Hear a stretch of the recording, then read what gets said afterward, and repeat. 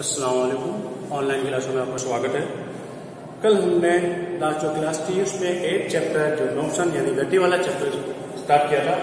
उसमें हमने गति की डेफिनेशन, फिर हमने राशियों की डेफिनेशन, फिर राशियों को दो भागों में बांट के एक तो अदिश राशि और एक सदिश राशि के बारे में बताया। अदिश राशि बताई थी वे राशियां जिनको व्यक्त करने के लिए परिमाण व दिशा वे राशियां जिनको व्यक्त करने के लिए परिमाण व मात्रक की आवश्यकता होती है अदिश राशियां कहलाती है, और वे राशियां जिनको व्यक्त करने के लिए परिमाण, मात्रक व दिशा की आवश्यकता होती है वो सदिश राशियां कहलाती है। अदिश राशि में जैसे हमने उदाहरण बताया था दूरी, चाल, और सदिश राशि में जैसे उदाहरण बताया था विस्थापन, वेग और त्वरण। तो हमने जो कुछ एक एग्जाम्पल जो पढ़े थे उनकी डेफिनेशन हम पढ़ते हैं। तो आज हम जैसे अदिश राशि का एग्जाम्पल बताया था दूरी, तो हम सबसे पहले दूरी की परिभाषा करते हैं। दूरी क्या होती है? दूरी होती है किसी वस्तु की प्रारंभिक तथा अंतिम स्थिति के मध्य तय किए गए पथ की लंबाई। किसी वस्तु की प्रारंभिक तथा अंतिम स्थिति के मध्य तय किए गए पथ यानी रास्ते की लंबाई। जैसे आप स्कूल से या घर से पहले स्कूल आ रहे हैं, तो घर से स्कूल आने के लिए आपने जो भी रास्ता तय किया है, कैसा भी आया है, जो भी रास्ता तय किया है, जितना रास्ता तय किया वो क्या कहलाएगी? दूरी है। तो किसी वस्तु की प्रारंभिक तथा अंतिम स्थिति के मध्य तय किए गए पथ की लंबाई को दूरी कहते हैं। क्या हो गई परिभाषा दूरी की? किसी वस्तु की प्रारंभिक तथा अंतिम स्थिति के मध्य तय किए गए पथ की लंबाई को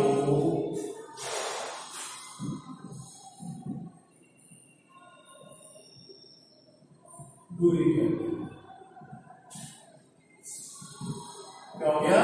किसी वस्तु की प्रारंभिक तथा अंतिम स्थिति के मध्य तय किए गए पथ की लंबाई मीन है। जैसे ए और बी, बट ये होगी इसकी प्रारंभिक स्थिति और यह है अंतिम स्थिति। इसके बीच 10 मीटर है। तो ये यहाँ ए से बी तक जाने में 10 मीटर की दूरी तय करनी पड़ेगी। इससे दूरी क्या हो गई? 10 मीटर। किसी वस्तु की प्रारंभिक तथा अंतिम स्थिति के मध्य तय किए गए पथ की लंबाई को क्या कहते हैं? दूरी कौन क्या लिख सकते हैं? दूरी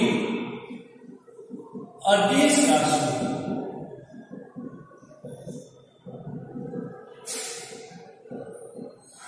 दूरी क्या होती है? अदिश राशि। क्योंकि दूरी में तीसरा चाहिए नहीं, आपको कोई भी तीसरा में जा सकते हो, इससे दूरी क्या है? अदिश राशि। तीसरा जो दूरी है, दूरी का मान हमेशा धनात्मक होगा। दूरी कभी भी ऋणात्मक में नहीं आ सकती। दूरी का मान हमेशा धनात्मक होगा। ठीक है? अगला और क्या लिख सकते हैं इसमें? दूरी का मात्रक मीटर। दूरी किसमें मापी जाती है? मीटर में। एम में लिखा है, शॉर्ट पे लिखा है मीटर के लिए एम है, ये मीटर 10 मीटर। तो दूरी का मात्रक मीटर होता है। यूं हम दूरी किलोमीटर भी लिखते हैं तो हम जानते हैं 1 किलोमीटर जो होता है वो 1000 मीटर के बराबर है। परंतु दूरी का मैन जो मात्रक लिखा जाएगा वो किसमें लिखा जाएगा? मीटर में लिखा जाएगा। तो किसी वस्तु की प्रारंभिक तथा अंतिम स्थिति के मध्य तय किए गए पथ की लंबाई को क्या कहते हैं? दूरी कहते हैं। दूरी अदिश राशि होती है। दूरी का मान हमेशा धनात्मक होता है और दूरी का मात्रक मीटर होता है। तो ये तो हमारा किसके बारे में, दूरी का। फिर होता है विस्थापन। अब विस्थापन क्या, अब देखिए विस्थापन क्या होगा, आप अपनी जगह से कितना विस्थापित हो। आपने रास्ता कैसे भी तय कर लिया, जैसे मुझे स्कूल, पहले घर से स्कूल आए, फिर स्कूल से वापस घर चले, तो आपकी प्रारंभिक स्थिति भी क्या थी, घर, और अंतिम स्थिति भी क्या हो गई, वापस घर। तो आपका विस्थापन क्या हुआ, किसी प्रकार का नहीं, सिर्फ आपने दूरी तय की। तो इसका मीनिंग क्या हुआ, विस्थापन का मीनिंग होता है जो प्रारंभिक स्थिति है और जो अंतिम स्थिति उसको मिला दो।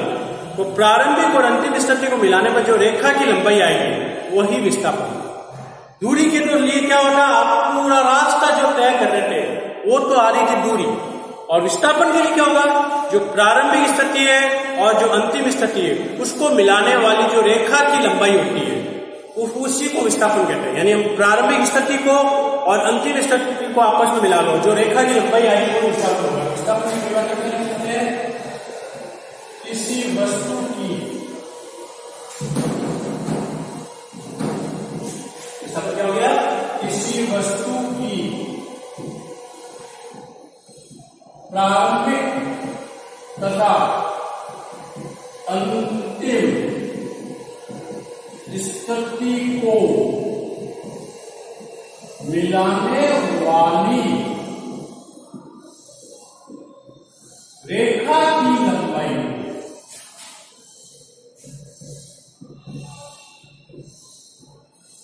विस्थापन। किसी वस्तु की प्रारंभिक तथा अंतिम स्थिति को मिलाने वाली रेखा की लंबाई, जैसे यहाँ पर प्रारंभिक स्थिति यही है, अंतिम स्थिति यही है, हमने इस रेखा को मिलाया, तो इस रेखा की जो लंबाई आई है वही विस्थापन है। तो किसी वस्तु की प्रारंभिक तथा अंतिम स्थिति को मिलाने वाली रेखा की लंबाई विस्थापन है। अब अब हमको किसी रेखा को मिलाना है तो हमको मालूम होना चाहिए प्रारंभिक स्थिति क्या है और अंतिम स्थिति किस दिशा में। अगर दिशा मालूम नहीं होगी तो हम उस रेखा को मिला नहीं पाएंगे। तो इसका मीनिंग क्या होगा, विस्थापन के लिए दिशा होना आवश्यक है, और जिसमें दिशा होती है वो कौन सी राशि हो जाती है, सदिश राशि। इसके क्या लिखेंगे, विस्थापन सदिश राशि।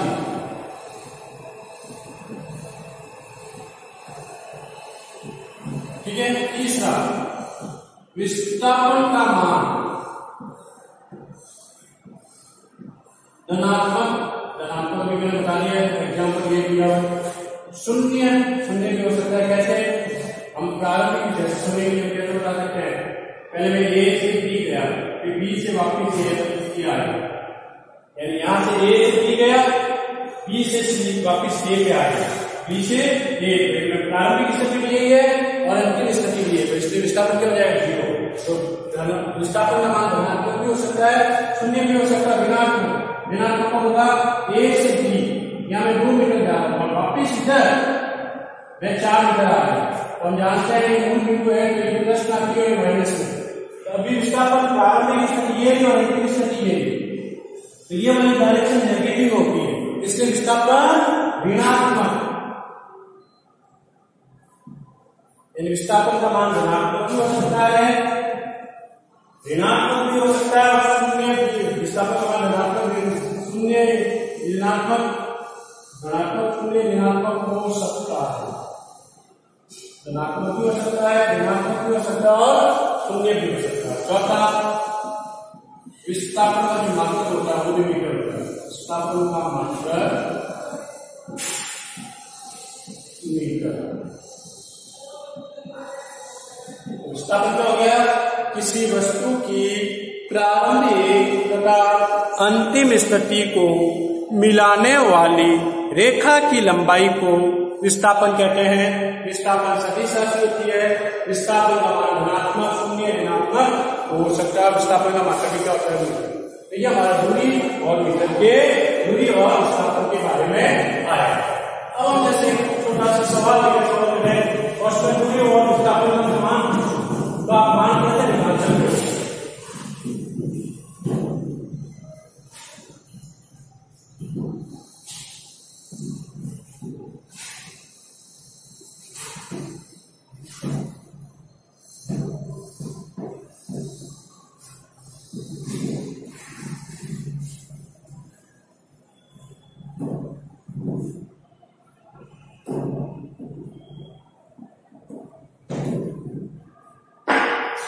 जैसे सवाल है,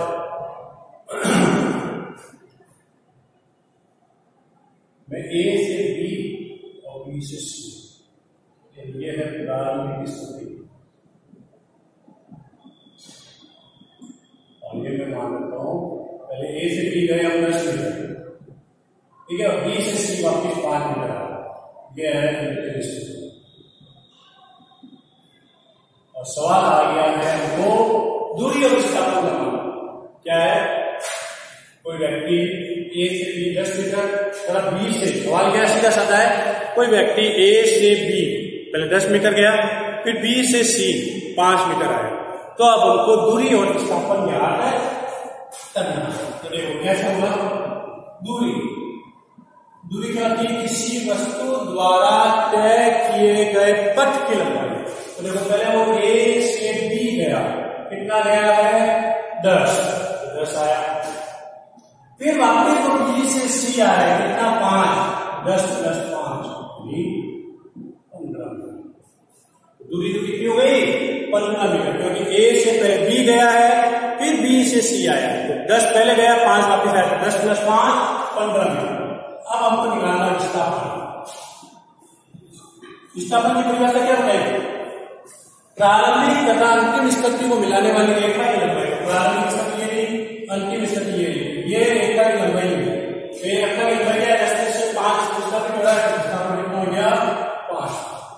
तो कुल पथ की लंबाई निकाल लो, वो तो हो जाती दूरी, और रेखा को मिलाकर किसका माना जाएगा विस्थापन। जैसे वो सवाल है, कोई व्यक्ति 7 मीटर त्रिज्या के वर्ताकार चक्र में अर्धचक्र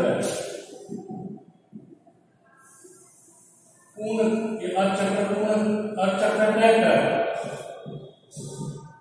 ए से बी पहुंचता, तो दूरी व विस्थापन ज्ञात।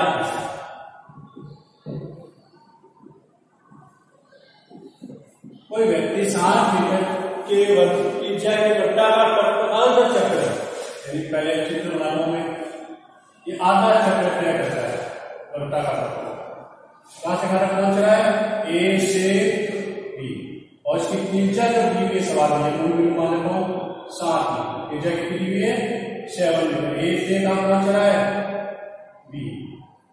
अब हमको क्या निकालनी है, दूरी और विस्थापन।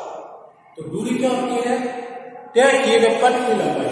वो ए से बी वर्ताकार पथ में जा रही है, यहां से ऐसे ऐसे ऐसे ऐसे ऐसे ऐसे जाके आ रही है, क्योंकि लिखा हुआ वर्ताकार 7 मीटर के वर्ताकार पथ पर अर्धचक्र, यानी वो यहां से यहां तक वर्ताकार गति करता हो।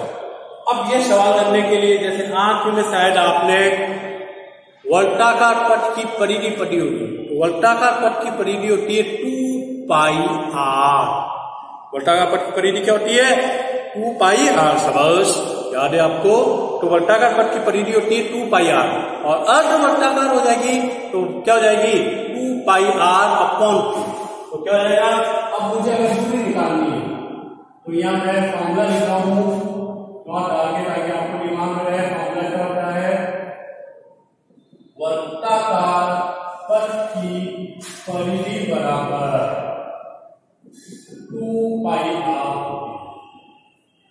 वर्ताकार पथ की परिधि क्या होती है 2πr, यहां अर्धवर्ताकार है तो दूरी क्या लेंगे, यहां से यहां तक आया तो दूरी बराबर वर्ताकार पथ की परिधि अपॉन 2, अर्धवर्ताकार है, तो दूरी बराबर 2πr/2, क्या हो गया πr। पाई का मान कर चुके, पाई का मान 3.14 लिखा जाता है, या हम बार बार ये पढ़ते हैं, पाई बराबर होता है 22/7। पाई की वैल्यू रख दो तो दूरी बराबर क्या हो गई, पाई क्या हो गया 22/7, और त्रिज्या तो सवाल में पहले से 7 मीटर, 7 तो 7 से 7 हो गया 22 मीटर। कितना? 22 मीटर। अब आ रहा है विस्थापन। आपको लगाएगा ना विस्थापन कितना हो जाएगा? अब कोई भी कोशिश कीजिए, सोचिए, आपको आंसर सामने दिख रहा है। विस्थापन की डेफिनेशन क्या बताएगी? प्रारंभिक तथा अंतिम स्थिति को मिलाने वाली रेखा की लंबाई।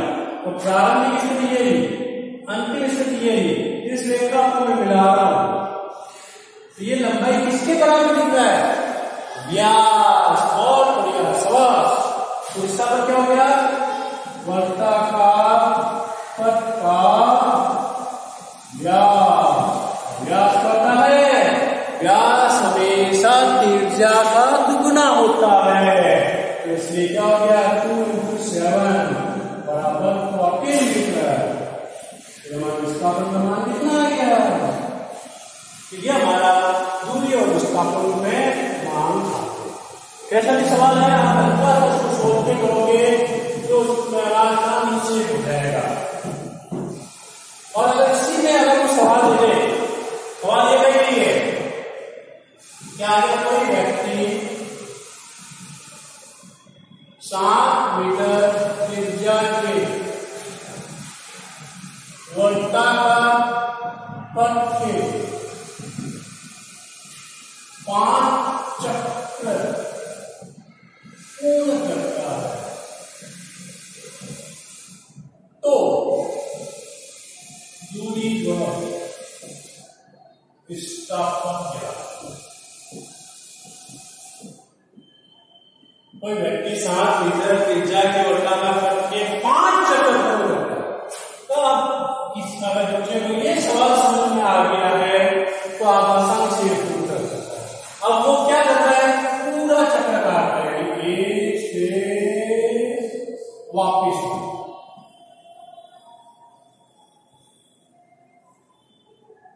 ठीक है, एक से चक्र काटो, वापिस मोड़ करता। अब दूरी तो क्या हो गई?